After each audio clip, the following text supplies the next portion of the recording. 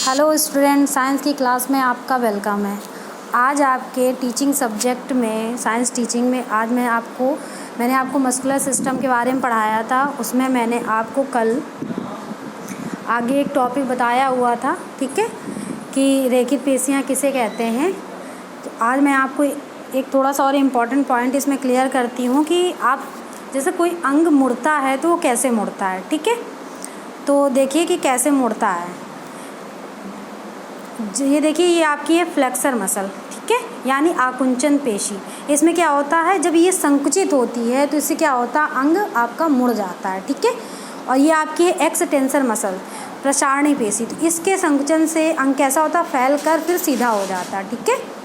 तो ये आपकी दोनों क्या होती हैं, दैहिक पेशियाँ यानी कि सोमैटिक मसल्स होती हैं, जैसे कि आपके अग्रपाद, पश्चपाद, पीठ इत्यादि, ठीक है। तो आपको ये चीज़ समझ में आ गई होगी कि कोई अंग कैसे हमारा मुड़ता है।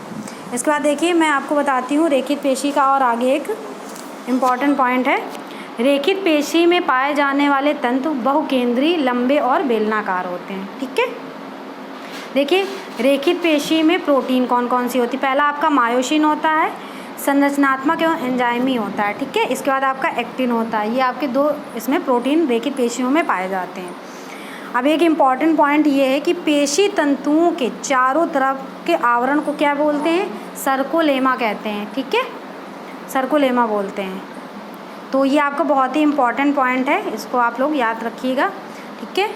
अब बात करते हैं हम लोग नेक्स्ट पेशी की, यानी कि अरेखित पेशी।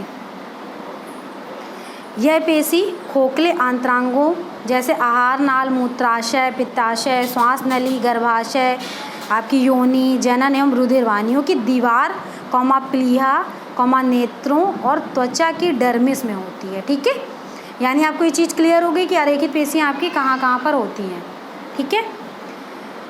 देखिए, इनका जो एक पॉइंट है कि इनका अस्थियों से कोई संबंध नहीं होता है, ठीक है। ये आपकी कैसी होती हैं, अनैच्छिक होती हैं, ठीक है, अनैच्छिक होती हैं आपकी, ठीक है। यानी कि ये इच्छा अनुसार व्यक्ति के कार्य नहीं करती हैं, ठीक है बेटा। इसके बाद इस प्रकार की पेशियाँ पतली, घुमावदार तथा एक केंद्रक वाली होती हैं, ठीक है। ये चीज़ आपको क्लियर हो गई, यानी इसमें एक केंद्रक होता है। रेखित पेशियाँ जो होती हैं उसमें एक केंद्रक वाली होती हैं। इसके बाद अनैच्छिक पेशी होने के कारण इनमें क्या होती है, थकान नहीं होती। यानी कि जब अनैच्छिक पेशी यानी कि अपने अनुसार कार्य करती है, मनुष्य के अनुसार ये कार्य नहीं करती है। तो जब ये मनुष्य के अनुसार कार्य नहीं करेगी तो इसका मतलब है कि इसमें थकान का अनुभव कभी नहीं होगा, ठीक है। तो ये आपका ये पॉइंट क्लियर हो गया।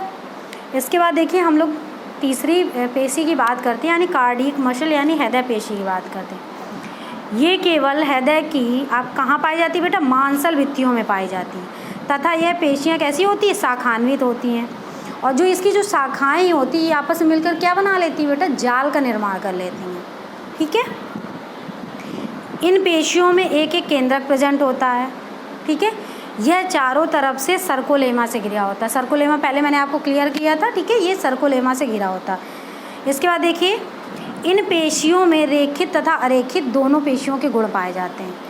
एक केंद्रक दूसरे केंद्रक से अंतर्विष्ट पट्टियों द्वारा कैसे रहते हैं, अलग रहते हैं, ठीक है।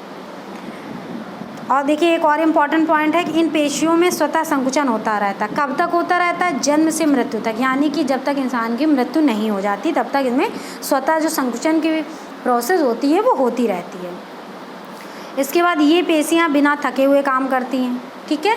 जैसे आपकी अरेखित पेशियों में थकान नहीं होती, वैसे ये हृदय पेशियाँ आपकी बगैर थके हुए काम करती हैं।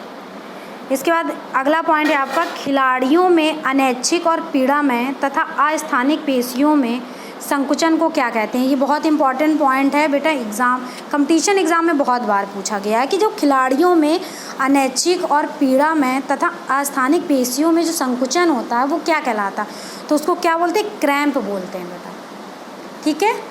तो मैंने आपको तीनों पेशियों के बारे में क्लियरली बता दिया है। इसके बाद मैं आपको नेक्स्ट में कुछ और चीज़ें, कुछ इंपॉर्टेंट चीज़ें हैं जो मैं आप लोगों को क्लियर कर दूँगी, ठीक है।